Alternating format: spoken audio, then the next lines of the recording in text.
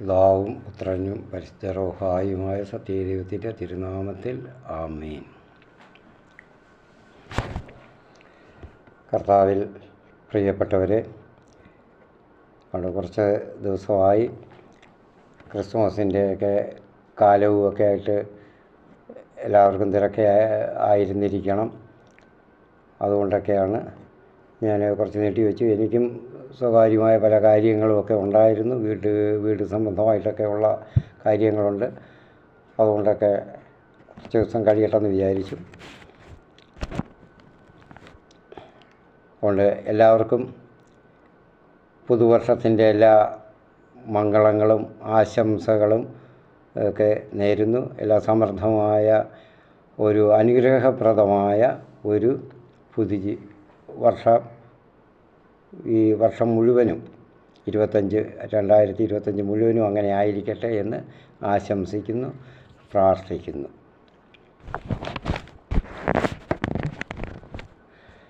അപ്പോൾ ഞാൻ ഉൽപ്പത്തി നമ്മൾ 11 അധ്യായം വരെ കഴിഞ്ഞ് നിർത്തി. ഞാൻ പറഞ്ഞു അത് കഴിഞ്ഞിട്ട് ഇനിയിപ്പം അതിൻ്റെ ബാക്കി ഉണ്ട്. അതോടൊപ്പം പുതിയ നിയമത്തിലേക്കും കൂടെ കുറച്ചുകൂടെ നേരത്തെ ചെയ്യണമെന്ന് വിചാരിച്ചിരുന്നു, ക്രിസ്മസിന് തൊട്ട് മുൻപ് വരെ. പക്ഷെ അത് സാധിച്ചില്ല. അതുകൊണ്ട് പുതിയ നിയമത്തിൻ്റെ ഇപ്പോഴും തുടങ്ങുകയാണ്. വിശുദ്ധ ലൂക്കായുടെ സുവിശേഷമാണ് ഞാൻ നേരത്തെ സൂചിപ്പിച്ചിരുന്നു. അപ്പം ലൂക്കായുടെ സുവിശേഷത്തിൽ നിന്ന് തുടങ്ങാമെന്ന് വിചാരിച്ചു. കാരണം അത് ലൂക്കായുടെ സുവിശേഷവും കഴിഞ്ഞ് പിന്നെ സഭയുടെ വളർച്ച, ആവിർഭാവവും വളർച്ചയെല്ലാം അതിനകത്താണ് ഉള്ളത്, ലൂക്കായുടെ രചനകളിലാണുള്ളത്. അപ്പോൾ അതുകൊണ്ടാണ് ലൂക്കായുടെ സുവിശേഷം എടുക്കാമെന്ന് വെച്ചാൽ. പിന്നെ യേശുവിൻ്റെ ശൈശവകാലം, അന്നത്തെ ആ സാഹചര്യങ്ങളൊക്കെ അതിനകത്ത് വിശദീകരിക്കുന്നുണ്ട്. ലൂക്കായുടെ സുവിശേഷത്തിലാണ് വ്യക്തമായിട്ടുള്ളത്. അതുകൊണ്ടാണ് അങ്ങനെ തീരുമാനിച്ചത്.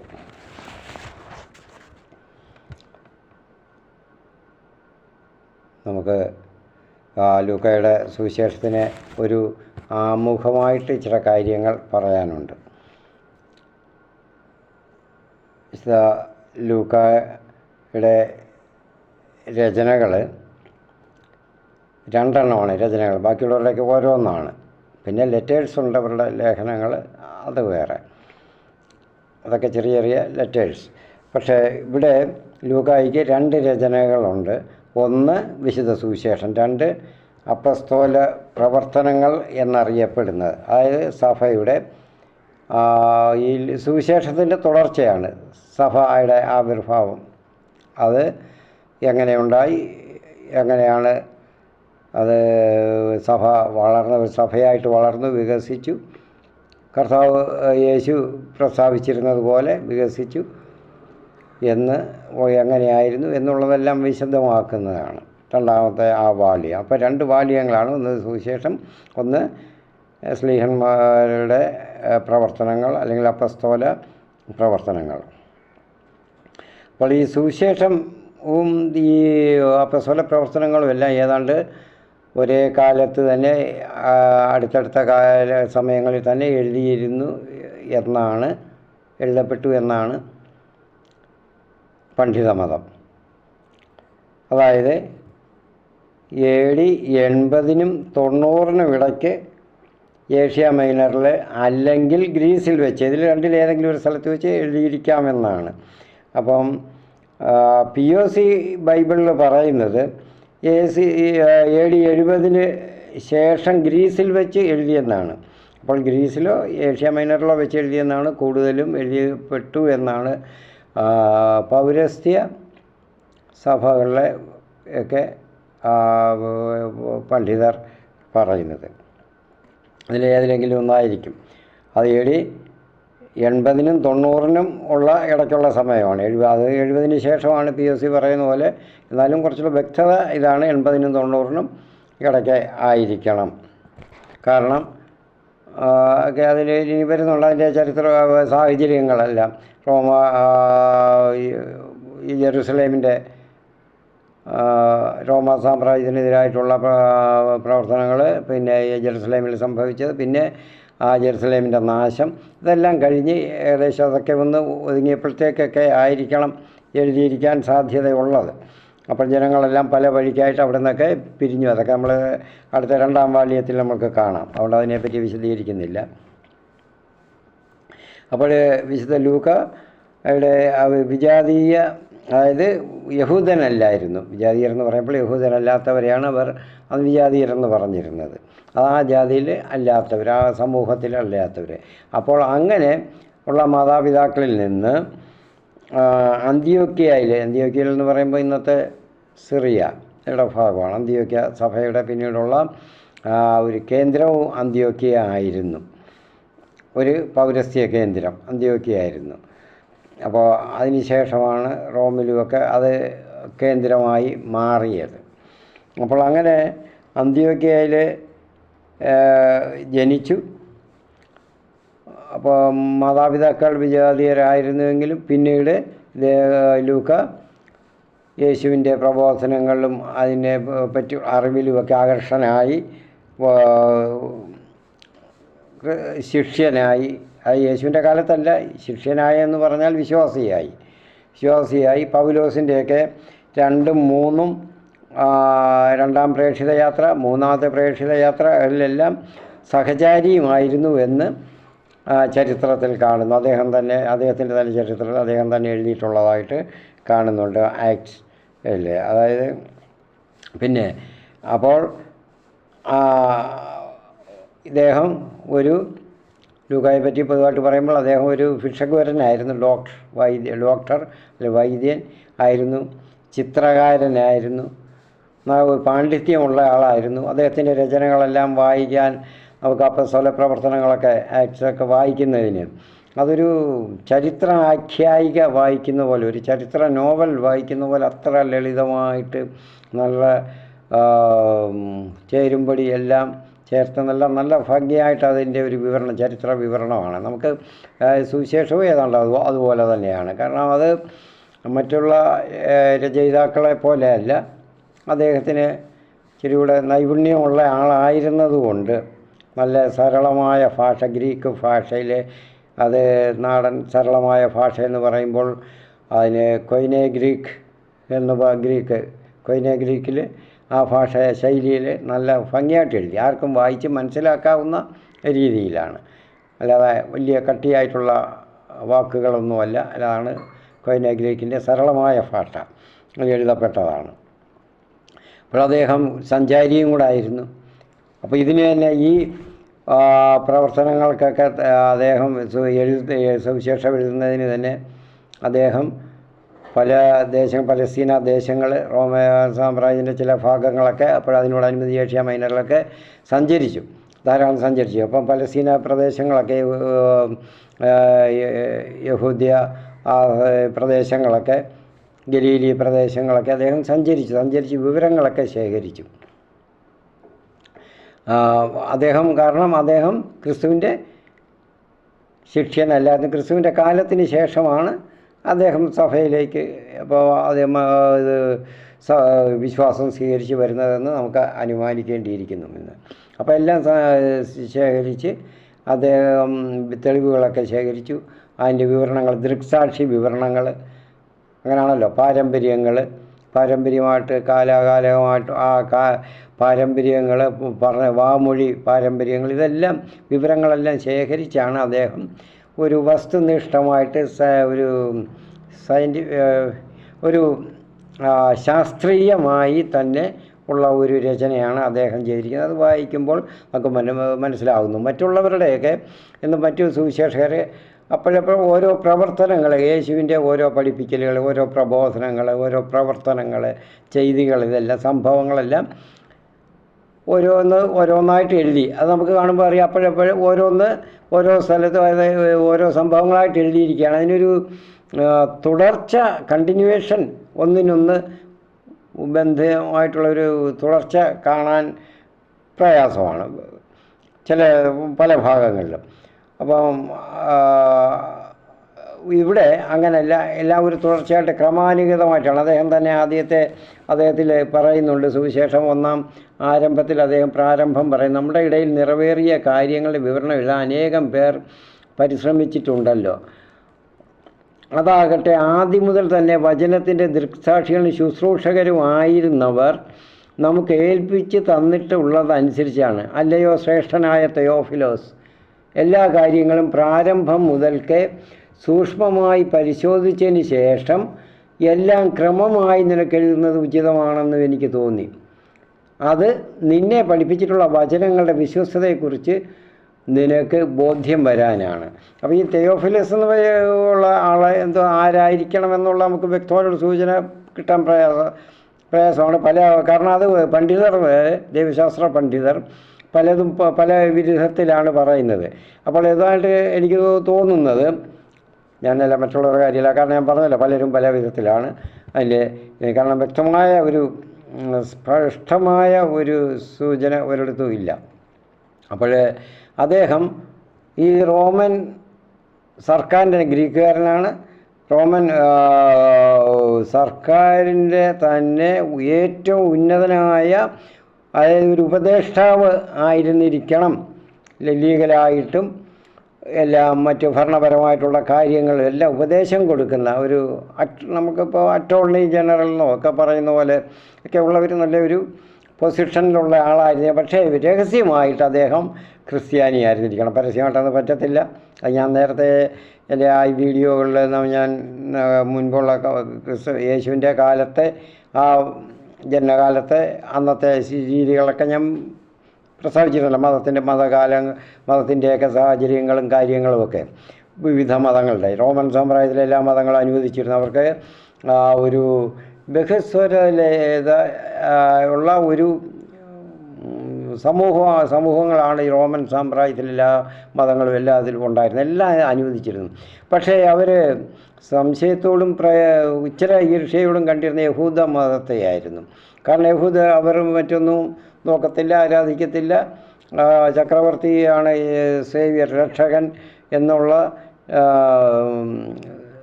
ഒരു കാഴ്ചപ്പാട്, അതിന് ദൈവമാണെന്നുള്ള ബലിയർപ്പണവും ഇതെല്ലാം അവിടെ ഉണ്ടായിരുന്നു. അപ്പോൾ അതൊന്നും യഹൂദർ അനുകരിച്ചിരുന്നില്ല, അത് അംഗീകരിച്ചിരുന്നില്ല. അവർ യെരുസലേമിലെ അല്ലെങ്കിൽ ഇസ്രായേലിലെ യഹൂദിയ ഗലീലൊക്കെ അല്ലാതെ ഉള്ള പ്രദേശങ്ങളിൽ അവർ പ്രത്യേകം കോളനികളായിട്ടാണ് അവർ വസിച്ചിരുന്നത്. പ്രത്യേകമായിട്ട് മറ്റുള്ളവരിൽ നിന്നൊക്കെ ഭിന്നമായിട്ട് വസിച്ചിരുന്നു. അവർ കച്ചവടങ്ങളോ മറ്റു കാര്യങ്ങളൊക്കെ ചെയ്തിരുന്നുവെങ്കിലും അവരുടെ മതാചാരങ്ങൾ പ്രത്യേകമായിട്ട് അവർ വസിച്ചിരുന്നുണ്ട്. പ്രത്യേക സ്ഥലത്ത് അവർ അത് നടന്നിരുന്നു. അപ്പോൾ അതിനൊക്കെ ഏകദേശം അവർക്ക് അനുവാദം ഉണ്ടായിരുന്നു, സ്വാതന്ത്ര്യം ഉണ്ടായിരുന്നു.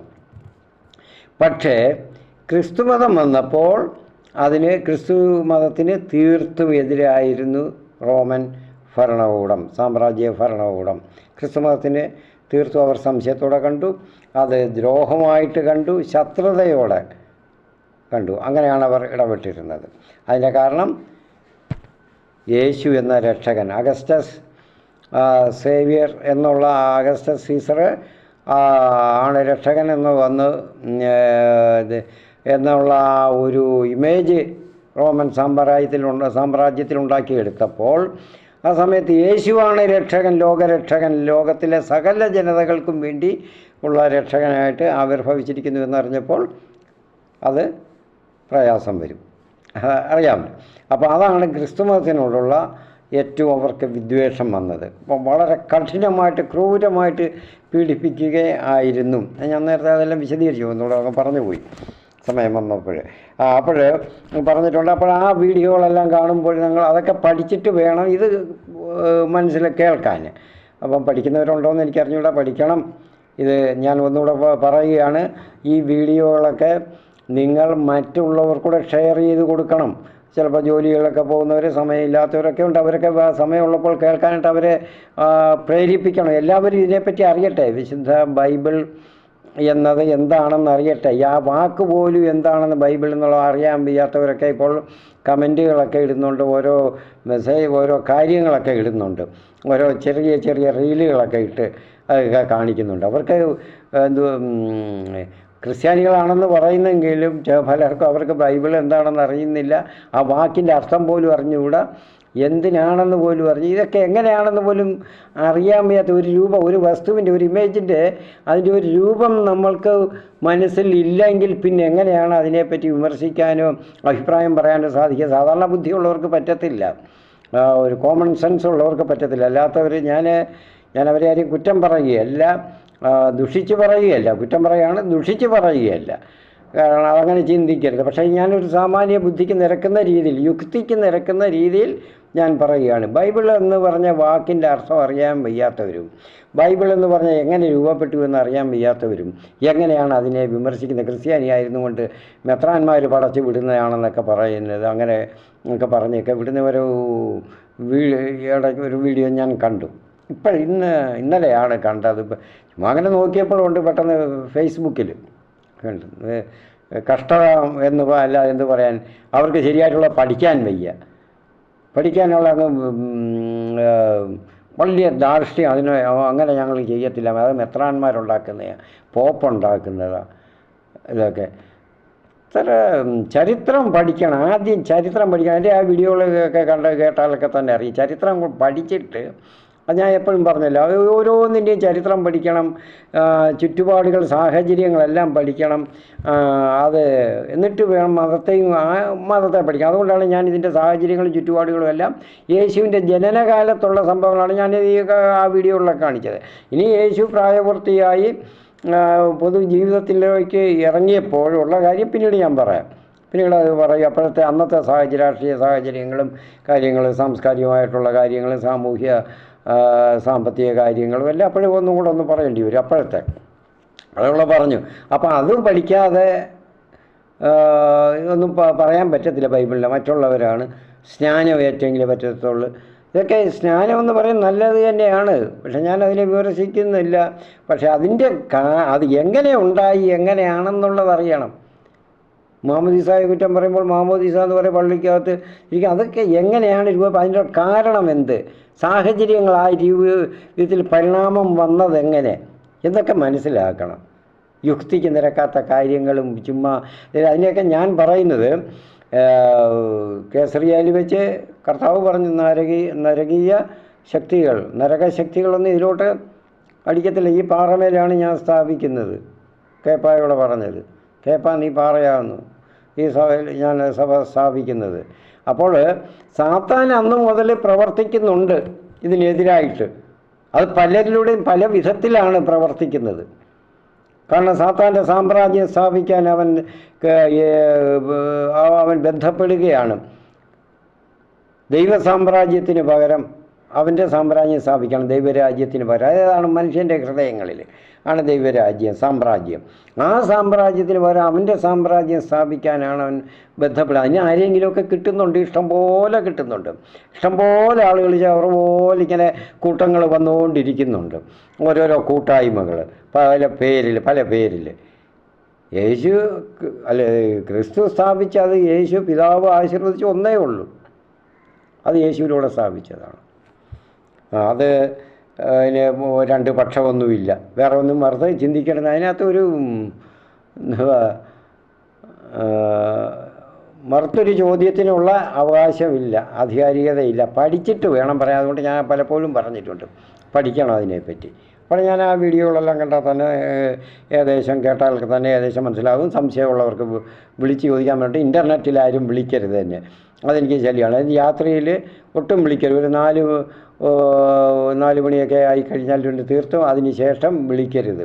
രാവിലെ 9 മണി മുതലൊക്കെ എനിക്ക് പ്രാർത്ഥനാ സമയമാണ്, ബാക്കി രാവിലെയൊക്കെ ഉള്ള സമയങ്ങളൊക്കെ.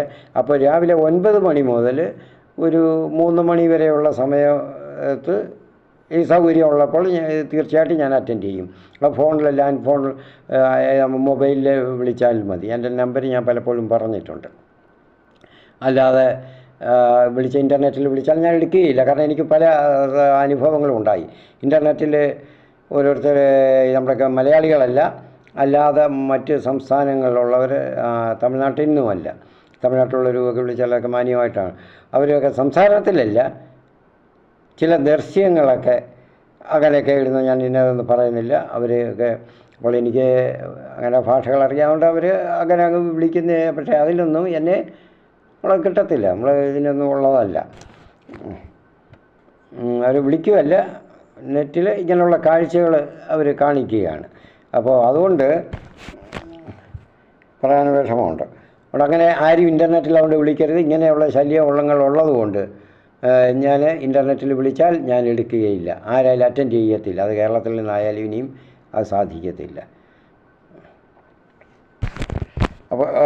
അപ്പോൾ ഇത് എല്ലാവർക്കും ഈ പാഠങ്ങൾ നമ്മൾ ഷെയർ ചെയ്ത് കൊടുത്ത് സുവിശേഷ പ്രചരണം നടത്തണം. പ്രചരണത്തിൽ പങ്കാളികളാട്ടെ, എല്ലാവരും പഠിക്കട്ടെ. പഠിച്ചാട്ടെ. അല്ല ആരെയും മാനസാന്തരപ്പെടുത്താനും അവരെയും ഇങ്ങോട്ട് മതത്തിൽ ചേർക്കാനും ഒന്നുമല്ല, ക്രിസ്ത്യാനികളാക്കാനും ഒന്നും സൂത്രത്തിൽ ചെയ്യുന്ന പണിയൊന്നുമല്ല. അറിഞ്ഞിരിക്കണം, അറിവ് നേടാനാണ്. ഞാൻ എന്തിനാണ് ഹിന്ദു മതത്തെ പറ്റി പഠിക്കുന്നത്? എനിക്ക് അറിവ് നേടാനാണ്, ഞാൻ ഹിന്ദുവായി മാറാനല്ല എന്ന് പറഞ്ഞതുപോലെ, അതുപോലെ നിങ്ങൾക്ക് ക്രിസ്തു മതത്തെ പറ്റിയും പഠിക്കുമ്പോൾ അതിൻ്റെ അറിവ് നിങ്ങൾക്ക് നേടണം, നിങ്ങൾ അറിയണം. അപ്പോൾ നിങ്ങൾക്ക് നല്ലപോലെ സംസാരിക്കാൻ പറ്റും ഇതിനെപ്പറ്റി, ക്രിസ്തു മതത്തെ പറ്റി ആരോടും. എനിക്കൊരു ഹിന്ദു മലയാളിയാണ് അയച്ചിരുന്നത്, എന്ത് നല്ല രസമായിട്ട് അദ്ദേഹം ബൈബിൾ കാര്യങ്ങളൊക്കെ പറയുന്നു. വലിയ സന്തോഷമായി. അപ്പോൾ അദ്ദേഹം പഠിച്ചിട്ടുണ്ട്, അപ്പോൾ ഇതിന് മുൻപല്ല, എൻ്റെ ഈ വീഡിയോ കണ്ടിട്ടൊന്നുമല്ല. അപ്പോൾ അതുപോലെ നിങ്ങൾ പഠിക്കണം, പഠിച്ചിട്ട് വേണം ഇതിനെപ്പറ്റി പറയാനൊക്കെ. നിങ്ങൾക്കും കൂടെ ഒരു വിൽപ്പത്തി ഉണ്ടാകണം, അതായത് ഒരു കഴിവ്, സാമർഥ്യം ഉണ്ടാകണം, ഒരു സ്കിൽ അതിനുവേണ്ടി ഉണ്ടാകണം നമുക്ക്. അത് അല്ലാതെ ചുമ്മാ എന്തെങ്കിലും ഇതുപോലെ ഞാൻ ഈ പറഞ്ഞ പോലെ ഒന്നും പറയരുത്. അതൊക്കെ വായിച്ച് കേട്ടാൽ വളരെ വലിയ വിഷമങ്ങളാണ് തോന്നുന്നത്. പിന്നെ നമ്മൾ അതിനൊന്നുമുള്ള ആളുകളല്ല, അതുകൊണ്ട് കാര്യമാക്കുന്നില്ല. Never mind. അപ്പോൾ ഈ സുവിശേഷം എല്ലാവർക്കും പ്രസംഗിക്കാനും പറയാനും ഒന്നും സമയം കിട്ടത്തില്ല. എല്ലാവർക്കും അവരുടെ ജോലികളൊക്കെ കാര്യം ചെയ്ത് അവർ ജീവിക്കണം, കുടുംബത്തെ പോറ്റണം, സമൂഹത്തിൽ നോക്കണം, കാര്യങ്ങളൊക്കെ ചെയ്യണം. അതുകൊണ്ട് സമയം കിട്ടാത്തവർ ഇത് മറ്റുള്ളവർക്ക് ഷെയർ ചെയ്ത് കൊടുത്ത് അവരെ പ്രചരിപ്പിക്കുക, അങ്ങനെയൊക്കെ ചെയ്യാം. അതാണ്ട് ഞാൻ ഏതാണ്ട് വലിയ ദോഷമുള്ള കാര്യങ്ങളൊന്നുമല്ല, മോശമായ കാര്യങ്ങളല്ല, അവർക്ക് അറിവ് നേടാനാണ്. അത് തീർച്ചയായിട്ടും ചെയ്യണം. പിന്നെ ഞാൻ എൻ്റെ എനിക്ക് ഈ വീഡിയോകളിൽ ഇപ്പോൾ നിങ്ങൾ ഫോളോ ചെയ്യുന്നവരും അതിന് ലൈക്ക് ഇടുന്നവരുമൊക്കെ വീഡിയോയിലൊക്കെ കണ്ടിട്ടും കേട്ടിട്ടും വേണം ചെയ്യാൻ. അത് ഞാൻ പറയാം, എല്ലാവരും കാണണം. എനിക്കല്ലാത്തവരെ ഇത് വിളിച്ച് ഓരോന്ന് അഭിനന്ദിച്ച് പറഞ്ഞിട്ട് കാര്യമില്ല, മുഴുവനും പറഞ്ഞ് കാണിച്ചിട്ട് വേണം, കേട്ടിട്ട് വേണം അതൊക്കെ പറയാൻ. അപ്പോഴാണ് എനിക്കും ഞാൻ ചെയ്തതിൻ്റെ ഫലം എനിക്കുണ്ടായല്ലോ എന്നെനിക്ക് തോന്നത്തുള്ളൂ. അല്ലെങ്കിൽ ആരിലും കയറുന്നില്ലെങ്കിൽ പിന്നെ ഞാൻ ചെയ്യുന്നത് വെറുതെ ആയി പോകത്തില്ലേ, എൻ്റെ മനസ്സിനും അതൊരു വിഷമമാകത്തില്ലേ. നമ്മൾ സമൂഹത്തിൻ്റെ എല്ലാവർക്കും വേണ്ടിയാണ്, ക്രിസ്ത്യാനികൾക്ക് മാത്രമല്ല, ക്രിസ്ത്യാനികൾ എല്ലാ വിഭാഗങ്ങളിലും പെട്ടവർക്ക് വേണ്ടിയാണ് ഇത് ചെയ്യുന്നത്. എല്ലാ ജനപദങ്ങൾക്കും വേണ്ടിയാണ്, ഹിന്ദുക്കളായാലും മുസ്ലിങ്ങളായാലും ഇത് പഠിക്കാൻ നിങ്ങൾക്ക് എല്ലാവർക്കും സഹായമാകുമെന്ന് വിചാരിച്ച് തന്നെയാണ്. അപ്പോൾ പ്രിയപ്പെട്ടവരെ, എൻ്റെ ലാൻഡ് ഫോണല്ല മറ്റ് മൊബൈലിലെ നമ്പറാണെങ്കിൽ 9847042649 അതിൽ വിളിക്കുക. ഇൻ്റർനെറ്റ് ഒരിക്കലും ദയവ് ചെയ്ത് വിളിക്കരുത്, അത് എനിക്കൊരു ശല്യവുമാണ്. കാരണം എന്താണെന്ന് അറിയാതെയാണ് ഞാൻ എടുക്കുന്നത്. ലാൻഡ് ഫോണിലാകുമ്പോൾ നമുക്ക്, ഈ മൊബൈലിലാകുമ്പോൾ നമുക്ക് സംസാരിക്കുമ്പം കാരണം മനസ്സിലാവുമല്ലോ കുഴപ്പമുള്ളതല്ലെന്ന്. ആരും ദേഷ്യപ്പെട്ടൊന്നുമല്ല എന്നെ കാണിച്ചിട്ട്. അവർ ഓരോ ഞാൻ പറഞ്ഞില്ലേ, ചില വൃത്തികെട്ട ചില ദൃശ്യങ്ങൾ കാണിക്കുക നമ്മളെ ഇതിലൂടെ. അപ്പോൾ ചിലപ്പോൾ എനിക്ക് തോന്നുന്നു പിശാചിൻ്റെ പ്രവർത്തനമാണോ ഒക്കെ ഉണ്ട്. കാരണം ദൈവത്തിൻ്റെ പ്രവർത്തനം ചെയ്യുന്നിടത്ത് നമ്മൾ വ്യാപിപ്പിക്കാൻ ശ്രമിക്കുമ്പോൾ അവന് മറ്റു വിധത്തിൽ ചെയ്യുന്നതായിരിക്കും, അത് സാരമില്ല. അപ്പോൾ ലൂക്കായെ പറ്റി ഞാൻ പറഞ്ഞു, നല്ലൊരു പണ്ഡിതനാണ്, പിന്നെ സഞ്ചാരിയാണ്, ഭിക്ഷഗുരനാണ് എല്ലാത്തിലുപരി, പിന്നെ ഒരു നല്ലൊരു ചിത്രകാരനുമാണ്. അപ്പോൾ ഒരു സഞ്ചാരിക്കും ചിത്രകാരനും ഒക്കെ ഉള്ള ആ ഒരു ആകാംക്ഷ എപ്പോഴും, എല്ലാം അറിയാനുള്ള ജിജ്ഞാസ എപ്പോഴും ഒരു അദ്ദേഹത്തിന് ഉണ്ടായിരുന്നു. എല്ലാത്തിനെയും പറ്റി കൃത്യമായിട്ട് ഉള്ളത് അറിയണം, കൃത്യമായിട്ടുള്ള വിവരങ്ങൾ ശേഖരിക്കണം. കാരണം ഇതിൻ്റെ ഡോക്ടർ ആയതുകൊണ്ട് കൃത്യമായിട്ടുള്ള, വളരെ കൃത്യതയായിട്ട് അദ്ദേഹം അത് കുറച്ചുകൂടെ ശ്രദ്ധിക്കും. ഒരു ചിത്രകാരനും അതുപോലെയാണല്ലോ, ഒരു ചെറിയ ഡോട്ട് അതിൻ്റെ ലൈറ്റാണെങ്കിൽ ഹെവി ആണെങ്കിലും ഡാർക്കായാലും അതിനൊക്കെയുള്ള പ്രത്യേക അർത്ഥങ്ങളുണ്ട്, ഓരോ തലങ്ങളുണ്ട്. അപ്പോൾ അതുപോലെ ഈ രചനയിലും അദ്ദേഹത്തിന് ഒരു പാഠമുണ്ടായിരുന്നു. അപ്പം ഞാൻ തെയോഫിലോയുടെ കാര്യമാണ് പറഞ്ഞു വന്നത്. ശ്രേഷ്ഠനായ തെയോഫിലോസ് എന്ന് പറയുമ്പോൾ ചിലർ പറയുന്നത് ശ്രേഷ്ഠൻ അത് മെത്രാനോ അല്ലെങ്കിൽ അതിലുള്ള സഭയുടെ അധികാരികളോ. ഞാൻ തീർച്ചയായിട്ടും അല്ല കേട്ടോ, അങ്ങനെയൊന്നുമല്ല. അതെനിക്ക് നല്ലപോലെ മനസ്സിലായി. കാരണം ഞാൻ കുറച്ചൊക്കെ ഇതൊക്കെ പരിശോധിച്ചപ്പോൾ നോക്കിയപ്പോൾ എനിക്ക് മനസ്സിലായി അദ്ദേഹം റോമൻ സർക്കാരിൻ്റെ തന്നെ വലിയ ഏറ്റവും ഉന്നതനായ ഒരു ഉദ്യോഗസ്ഥൻ, ഉപദേഷ്ടാവ്, നിയമപരമായും മറ്റും ഭരണപരമായിട്ടുള്ള ഉപദേശങ്ങൾ കൊടുക്കുന്ന ഒരു വ്യക്തിയായിരുന്നു. അവർ ശ്രേഷ്ഠൻ എന്ന് വിളിക്കുന്നത്. അത് നമ്മൾ മലയാളത്തിൽ സാധാരണ ശ്രേഷ്ഠൻ എന്ന് പറയുമ്പോൾ നമ്മൾ പിതാക്കന്മാരെ വിളിക്കും, ബിഷപ്പുമാരെ വിളിക്കും അല്ലേ? അതല്ല കേട്ടോ. അപ്പോൾ അങ്ങനെ ചിലർ തെറ്റിദ്ധരിച്ച് പറയുന്നത് പോലും ഞാൻ കേട്ടു. ഞങ്ങളുടെ കൂട്ടത്തിലൊക്കെ ഓരോന്ന് പറയുന്നുണ്ട്. അപ്പോൾ തീർച്ചയായും അങ്ങനെയല്ല, വലിയ തെറ്റാണത് എന്ന് തന്നെ ഞാൻ പറയുന്നു. അപ്പോൾ ലൂക്ക മറ്റ് അപ്പോഴപ്പോഴുള്ള വിവരങ്ങളൊക്കെ ശേഖരിച്ച് അദ്ദേഹത്തിന് അയച്ചു കൊടുക്കാറുണ്ടായിരുന്നു, പഠിക്കാൻ വേണ്ടി, മനസ്സിലാക്കാൻ വേണ്ടി. അപ്പോൾ അതാണ് അദ്ദേഹം പറഞ്ഞത്, ഇനിയിപ്പം ഞാൻ മറ്റുള്ളവർ എഴുതിയ കാര്യങ്ങളല്ല അയച്ചു തരുന്നത്, ഞാൻ തന്നെ ക്രമമായിട്ട് ഇതൊക്കെ അന്വേഷിക്കാമെന്ന്. അപ്പോൾ ഈ തെയോഫിലോ അദ്ദേഹത്തെ ഏൽപ്പിച്ചിരിക്കണം ഈ ജോലി കൃത്യമായിട്ട്. അത് ലൂക്കായിക്കേ പറ്റുകയുള്ളൂ. അതുകൊണ്ടാണ് നല്ലപോലെ അതൊരു സാഹിത്യ രൂപം പോലെ തന്നെ അത് എഴുതി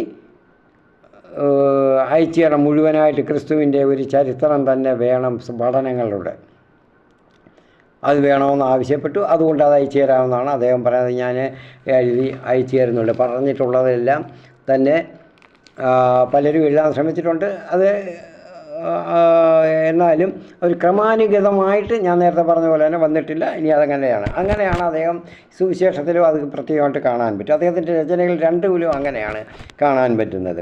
കാരണം അദ്ദേഹം അതുപോലെ തന്നെ വിജാതീയനായിരുന്നു. അവരുടെ ഇടയിൽ, അതായത് വിജാതീയൻ എന്ന് പറയുന്നത് യഹൂദനല്ലാത്തവനായിരുന്നു.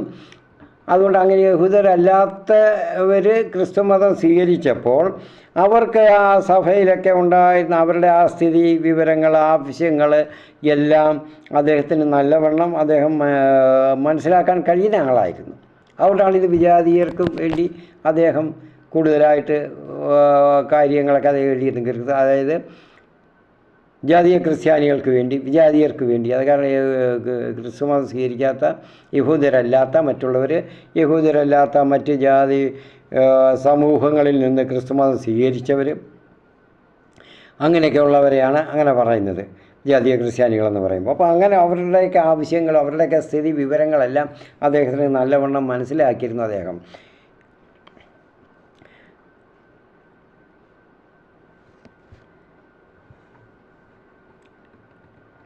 അപ്പോൾ അദ്ദേഹം അത് കൃത്യമായിട്ട് പറയുന്നുണ്ട്. യഹൂദർക്കും ഗ്രീക്കുകാർക്കും മറ്റ് സംസ്കാരത്തിലുള്ളവരും എല്ലാം, ഈ ഗ്രീക്കുകാരെല്ലാം വിജാതീയർ എന്നാണ് പറയുന്നത്. അപ്പോൾ മറ്റ് ചിലപ്പോൾ നമ്മൾ വിചാരിക്കും വിജാതീയർ എന്ന് പറയുമ്പോൾ ഏതാണ്ട് മോശമായിട്ടുള്ള കാര്യം അല്ല, യഹൂദരല്ലാത്തവരെയാണ്. അപ്പോൾ ഒരു സമൂഹത്തിന് യഥാർത്ഥ ഒരു രക്ഷകനെ കൊടുക്കാനാണ് ലൂക്ക ശ്രമിച്ചത്.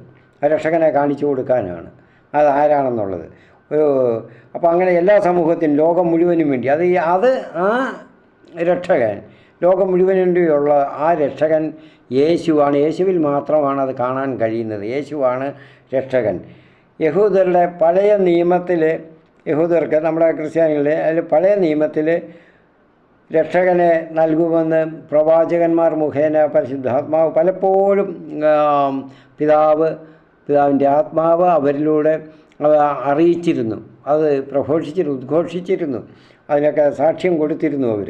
അപ്പോൾ അതെല്ലാം യേശുവിലാണ് നല്ലപോലെ ഒരു നിറവേറി, യേശുവിൻ്റെ ആഗമനത്തോടു പിറവിയോടുകൂടി അത് സമാഗതമായി എന്ന് അദ്ദേഹം അവിടെ ഈ അദ്ദേഹത്തിൻ്റെ രചനകളിലെല്ലാം സുവിശേഷത്തിലെല്ലാം പറയുകയാണ്. ഇനി അത് യേശുവിൻ്റെ കുരിശുമരണവും ഉയർത്തെഴുന്നേൽപ്പും സ്വർഗാരോഹണവും കഴിഞ്ഞ് പരിശുദ്ധാത്മാവിൻ്റെ ആവാസവും കൂടെ ആയപ്പോൾ, പരിശുദ്ധാത്മാ വർഷവും കൂടെ ആയപ്പോൾ സഭ സ്ഥാപിതമായി. അത് യേശുവിൻ്റെ ആ ഉദ്ദേശം, രക്ഷാകര പദ്ധതി പൂർത്തീകരണത്തിലെത്തിയെന്നും അദ്ദേഹം ഭംഗ്യം തരേണ അദ്ദേഹത്തിൻ്റെ രചനകളിൽ കാണിക്കുകയാണ്. ഇപ്പോൾ ആക്ട്സ് എന്ന് പറയുമ്പോൾ അപ്പസ്തോല പ്രവർത്തനങ്ങളെ ചില കാര്യങ്ങളും കൂടെ പരാമർശിക്കാതെ ഇതിൽ പറ്റത്തില്ല. അതും കൂടി ഇതിൻ്റെ കൂടെ ചേർത്ത് അങ്ങ് പറഞ്ഞു പോകും. അപ്പോഴെങ്കിലേ അത് നമുക്ക് പറ്റത്തുള്ളൂ. അപ്പോൾ അടുത്ത അപ്പസ്തോല പ്രവർത്തനങ്ങൾ പഠിക്കുമ്പോൾ ഇതിൻ്റെ തുടർച്ചയായിട്ട് ബാക്കി അത് പഠിക്കും.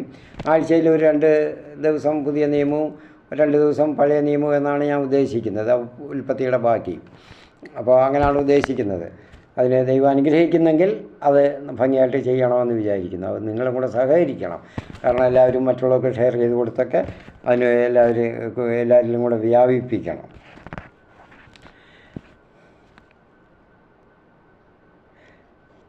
അപ്പോൾ യേശുവിലൂടെ ആ ദൈവത്തിൻ്റെ പിതാവിൻ്റെ വാഗ്ദാനം, ഉൽപ്പത്തി മുതൽ ഇങ്ങോട്ടുള്ള ആ വാഗ്ദാനം സംശയത്തിനൊന്നും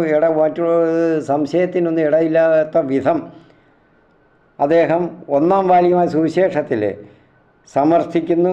2-ാം വാല്യമായ നടപടിക്രമത്തിൽ ഇസ്രായേലിന് വാഗ്ദാനം ചെയ്ത രക്ഷ യേശുവിലൂടെ പൂർത്തീകരണമായി പരിശുദ്ധാത്മാവിൻ്റെ മാർഗദർശനത്തിൽ മറ്റ് ജനതകളിലേക്കും സമൂഹങ്ങളിലേക്കും വളർന്ന് വ്യാപിച്ച് ഫലം അണിയുന്നതായിട്ടും അദ്ദേഹം വർണ്ണിക്കുകയാണ്. നടപടിക്രമങ്ങൾ 1-ാം അധ്യായം 21-22 വാക്യങ്ങൾ. അങ്ങനെ ഒരു ഫലമണിയുന്ന ആ ഒരു യാഥാർത്ഥ്യത്തിൻ്റെ ഒരു ചരിത്രമാണ്. ആ യാഥാർത്ഥ്യം ആണ് അത്. യാഥാർത്ഥ്യത്തിൻ്റെ ഒരു ചരിത്രമാണ് അദ്ദേഹം ഇവിടെ അവതരിപ്പിക്കാതെ നടപടിക്രമങ്ങൾ 10-ാം അധ്യായം 37-42 പിന്നെ 9-10 അധ്യായങ്ങളിൽ അത് സഭ സ്ഥാപിതമായപ്പോൾ പത്രോസിൻ്റെ നേതൃത്വത്തിലാണ് സ്ഥാപിതമായത്. പത്രോസിൻ്റെ നേതൃത്വത്തിൽ അത് ഭംഗ്യന്തരേണ ചെയ്തു വരുന്നു, വ്യാപനം തുടർന്നു വരുന്നു എന്നുള്ളത്. ശുശ്രൂഷകൾ സ്ലീഹന്മാരുടെ, അതായത് അപ്പസ്തോലന്മാരുടെ, യേശുവിൻ്റെ ശിഷ്യന്മാരുടെ ആ ശുശ്രൂഷകളും അതെല്ലാം ഭംഗ്യന്തരമാണ് ഈ പത്രോസിൻ്റെ നേതൃത്വത്തിലാണ് നടക്കുന്നത്, അംഗീകാരത്തിലാണ് നടക്കുന്നത് എന്നൊക്കെ അദ്ദേഹം ആ ചരിത്രത്തിൽ വളരെ ഭംഗിയായിട്ട് കിടക്കുന്നു. പിന്നെ അവിടെ സംശയത്തിനൊന്നും ഇടയില്ല. ഓരോരുത്തർ പറയുന്ന പോലെ ഞാൻ എപ്പോഴും പറയണ്ടാൽ പറഞ്ഞു പോകും, വരുമ്പോഴങ്ങ് പറഞ്ഞു പോകും എന്നുള്ളതേ ഉള്ളൂ. അപ്പോൾ ഇതെല്ലാം കൃത്യമായിട്ട് വായിച്ച് പഠിച്ച് സംശയബുദ്ധിയോടെ വായിക്കാതെ, എനിക്ക് ഇന്നതാണെന്ന് മുൻവിധിയോടെ വായിക്കാതെ, മനസ്സിൻ്റെ ആ ഫ്രെയിമിനകത്ത് മറ്റൊന്നുമില്ലാതെ ദൈവചിന്തയിൽ മാത്രം എനിക്കിത് മനസ്സിലാക്കണം എന്നെനിക്ക് പരിശുദ്ധാത്മാവിനോട് എനിക്ക് അപേക്ഷിച്ചുകൊണ്ട് ഇതെനിക്ക് ഗ്രഹിക്കാൻ കഴിയണമെന്ന് പ്രവർത്തിക്കുന്ന ഒരാൾക്ക്, ശ്രമിക്കുന്ന ഒരാൾക്ക് പരിപൂർണമായിട്ട് ബോധ്യമാകും ഞാനിപ്പോൾ ഈ പറഞ്ഞ കാര്യങ്ങൾ. കാരണം ആരിലൂടെയാണ് ഇത് നടക്കുന്നത്, ആരിലാണ് നേതൃത്വം കൊടുത്തിരിക്കുന്നത്, എങ്ങനെയാണ് നടന്നിരിക്കുന്നത് എന്നെല്ലാം. അല്ല അപ്പോൾ മറ്റ് തലപോഞ്ഞ അല്ലെങ്കിൽ മറ്റ് കാര്യങ്ങൾക്ക്, നേട്ടങ്ങൾക്ക് വേണ്ടി ഒന്നും ഇറങ്ങി പോകേണ്ടെന്ന് അതിൽ നിന്ന് ഇറങ്ങി പോയിട്ട് മറ്റുള്ള ആൾ കൂട്ടിയിട്ട് സാത്താൻ്റെ പ്രവർത്തനങ്ങൾക്ക് അതിനെ ബലപ്പെടുത്താൻ വേണ്ടി ഒന്നും പാടുപെടുന്ന കാര്യമില്ല, നടക്കത്തതുമില്ല. അല്ല, അതിനകത്തൊക്കെ വ്യക്തമായിട്ട് യേശു പറയുന്നുണ്ട്, അപ്പസ്തലന്മാർ പറയുന്നുണ്ട്, വിശുദ്ധ പൗലോസ് പറയുന്നുണ്ട്. പിന്നെ എന്തിനാ അതിനെയൊക്കെ വളച്ചൊടിച്ച് മറ്റുള്ളത് ചെയ്യുന്നതെന്ന് അപ്പം പറയുന്നതിൻ്റെ ഉത്തരമുണ്ട്, എനിക്ക് മനസ്സിലാകുന്നുണ്ട്. കാരണം ദൈവരാജ്യത്തിന് പകരം അവൻ്റെ നരക സാമ്രാജ്യം സ്ഥാപിക്കാൻ വേണ്ടിയാണ്. അതായത് പറയുന്നുണ്ട്, ഇങ്ങനെ തുറന്ന് പറയുന്നുണ്ട്, മറ്റുള്ളവരാരും വിരോധിക്കേണ്ട കാര്യമില്ല, എന്നോട് വിഷമം തോന്നണ്ട. കാരണം ഉള്ള കാര്യങ്ങൾ പറയാതിരിക്കാൻ പറ്റത്തില്ല, പറഞ്ഞു പോകുന്നു എന്നുള്ളതാണ്.